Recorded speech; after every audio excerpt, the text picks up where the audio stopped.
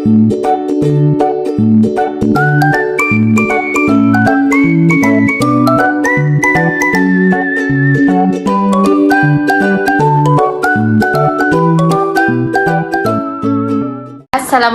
my name is Syamirah. Now I will explain the background of the company.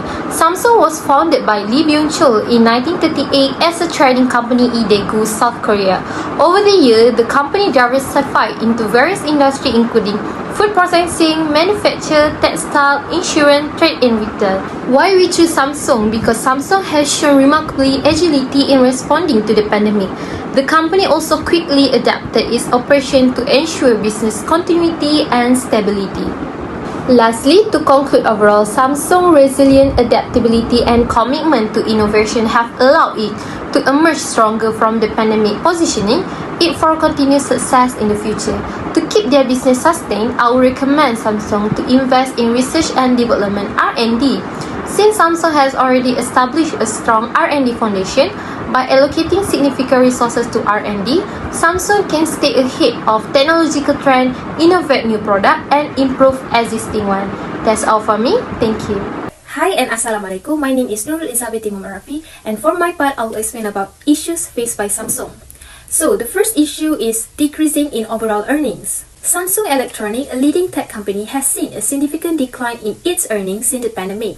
Its operating profit decreased by 34.57% in the fourth quarter of 2023 compared to the same period in 2022. This drop is mainly due to the weak demand for consumer electronics and a decline in memory chip prices. Moreover, the semiconductor business, which is a major contributor to Samsung's profit, has been particularly affected. In 2023, the company reported a loss of 14.88 trillion Korean won in its semiconductor business, a significant shift from the 28.82 trillion Korean won profit in 2022. While the second issue faced by Samsung, they face significant challenges with its supply chain for 5G technology during the post-pandemic period. Despite the recovery in global tech demand in 2022, the company struggled with non-memory chip supply chain issues. This was primarily due to the rapid growth of 5G technology, which increased the demand for higher performance computing and memory chips. Samsung Electronics revenue has shown a steady upward trend, rising from 175.51 billion in 2016 to 214.57 billion in 2017, 221.67 billion in 2018, and a record 240.71 billion in 2021. However, in quarter 1 2023, it experienced a 95% drop in operating profit due to chip demand and a slowing economy. Samsung has had to deal with during the COVID-19 spread. However, Samsung has taken steps to deal with these problems and make sure it continues to be successful. Firstly, enhancing technological leadership. To stay ahead of technology changes, Samsung has first put more money into research and development, which is R&D. To drive innovation, this means using the information and tools from other businesses and research centers. Samsung has also set up accelerators for technology to help startups and entrepreneurs and technology transfer plans to add new technologies to goods that are already in the market. These initiatives have enabled Samsung to maintain its technological leadership and continue to innovate in the face of the pandemic.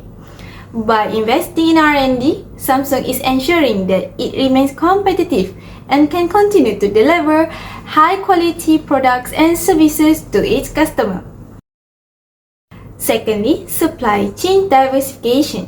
Samsung has also expanded its list of suppliers so that it is less reliant on a single one and can handle problems in the supply chain better. This includes making more things locally to depend less on global supply lines and lessen the effects of problems with logistics. By diversifying its suppliers and increasing local production, Samsung has reduced its exposure to potential disruption and ensure a more stable supply chain. This has allowed the company to maintain its production levels and continue to meet the demands of its customers. Assalamualaikum, my name is Syarifah Amira Binti Kamal. So I will talk about the effectiveness of the action. So the table shows the Samsung global smartphone market share by quarters starting from Q1 2021. The table shows that Samsung market share fluctuated slightly but remained relatively steady throughout the year, ranging from a low of 27.60% in Q3 2021 to a high of 28.62% in Q1 2021. Samsung has consistently performed better than Apple in every first quarter since 2019, even though Apple has always outperformed its rival in every fourth quarter. In Q1 2023 too, Samsung replaced Apple as the top smartphone provider, helped by its mid-tier series and the new S23 series. So as we can see to the chart that show that Samsung has been a consistent front-row competitor in the global smartphone market. In the first quarter of 2023, Samsung had a global smartphone market share of 20.8%. The smartphone market has fluctuated considerably since 2009. Nokia used to lead the industry with almost 50% of the smartphone market share in 2007, but the company market present dropped to around 3% in 2013. Apple and Samsung have remained among the top 5 smartphone vendors in the world since 2009. In 2023 alone, the Korean electronic giant shipped around 226.6 million smartphones worldwide and accounted for 19.4% of all smartphone shipments worldwide. As we can see, the table of American customers index in smartphone brand, among individual smartphones, Samsung still surpassed Apple. The company's Galaxy Note 9 was ranked in the first place with 85 in Customer Satisfaction Index. Apple's closest device is the iPhone XS Max at No. 4 with an 84 score, on par with the Galaxy S9 Plus and S10 models. Galaxy Note 9 is leading the ranking with a customer satisfaction score of 85, indicating strong performance, features, and user approval, while iPhone XS Max at the rank 4 with a score of 84, demonstrating a very close competition with Samsung top models. Lastly, Galaxy S9 Plus and S10 are both also scored 84, showing that Samsung's other flagship models are equally well received by consumers. The close score between the top devices suggests that while Samsung's Galaxy Note 9 holds a slight edge in the customer satisfaction, Apple's iPhone XS Max, along with the Samsung's other flagship models, also delivers a high level of user satisfaction.